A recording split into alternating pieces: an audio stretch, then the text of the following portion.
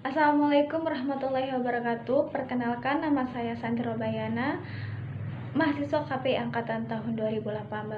Di sini saya akan menjelaskan tentang mata uji pengantar ilmu komunikasi.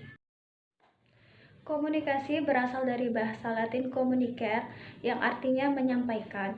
Komunikasi merupakan suatu aktivitas penyampaian informasi, baik itu pesan, ide, dan gagasan dari satu pihak ke pihak lainnya yang dilakukan secara langsung maupun tidak langsung. Sedangkan kata dakwah sendiri berasal dari bahasa Arab, yaitu da'a, yad'u, dakwatan, yang berarti menyeru, memanggil, mengajak, menjamu, mendoakan atau memohon.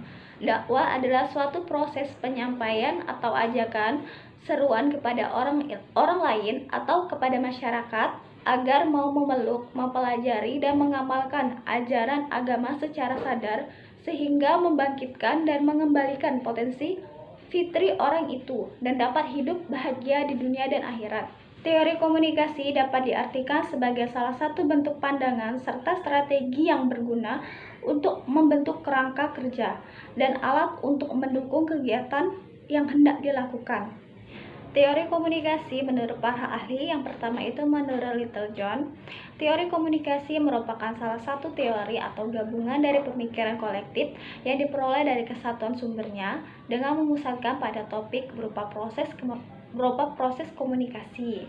Yang kedua itu menurut Borman, teori komunikasi adalah salah satu kata atau istilah yang memiliki arti timbal balik untuk seluruh pembicaraan atau komunikasi, disertai dengan penelitian yang dilaksanakan dengan kehati-hatian, terstruktur dan secara sadar mengenai komunikasi.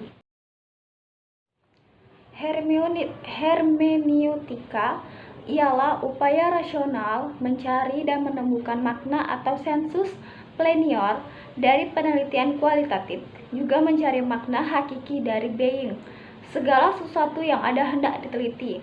Oleh pakar komunikasi, hermeneutika dimasukkan ke dalam teori kritis.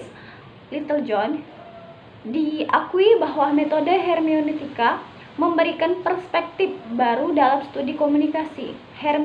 Hermeneutika memberikan kontribusi pada studi komunikasi untuk melihat realitas di balik data atau metadata, menyingkap metateks dengan coba membongkar ada apa di balik teks tersebut, menyingkap realitas di balik data yang terselubung, dan bagaimana menangkap makna di balik hal-hal yang tampak di permukaan, ucapan, teks, atau gestur.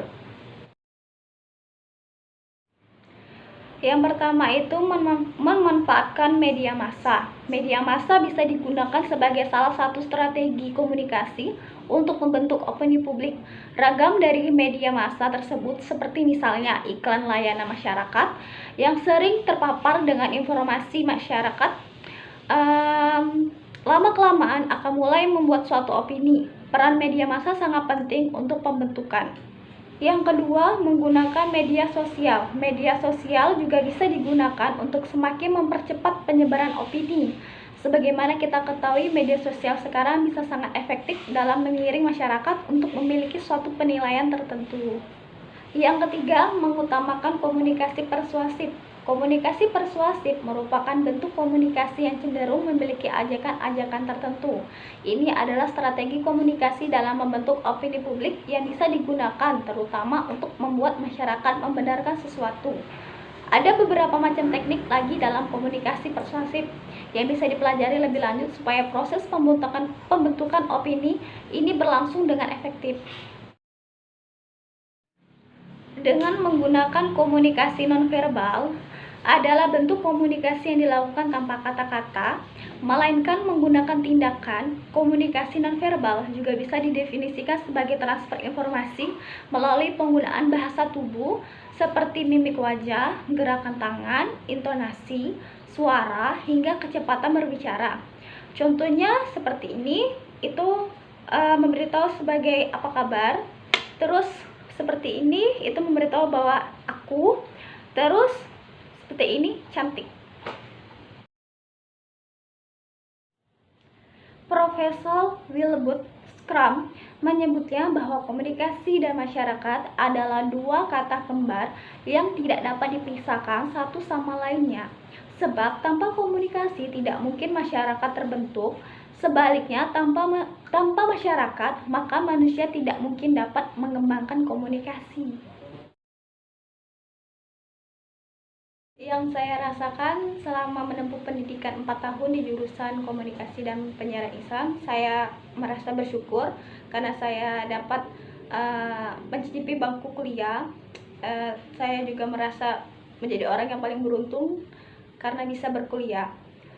Pesan saya semoga jurusan Komunikasi Penyiaran Islam dapat menjadi jurusan terbaik dan menjadi jurusan lebih maju lagi, mengembangkan bakat-bakat mahasiswa yang ada di jurusan tersebut. Kesan saya, jurusan komunikasi merupakan jurusan yang the best. Oke, kritik dan saran. Kritik terhadap jurusan komunikasi penyiaran Islam itu, saya harap dosennya lebih ramah-ramah lagi. Terus saran saya, semoga jurusan komunikasi mendunia. Setelah saya lulus dari jurusan komunikasi dan penyiaran Islam dan menjadi sarjana S1, saya ingin melanjutkan pendidikan di jenjang S2 jika diizinkan. Namun sebelum saya melanjutkan pendidikan ke jenjang S2, saya ingin bekerja terlebih dahulu untuk mengembangkan skill yang saya dapat ketika belajar di jurusan komunikasi penyiaran Islam. Sekian, terima kasih.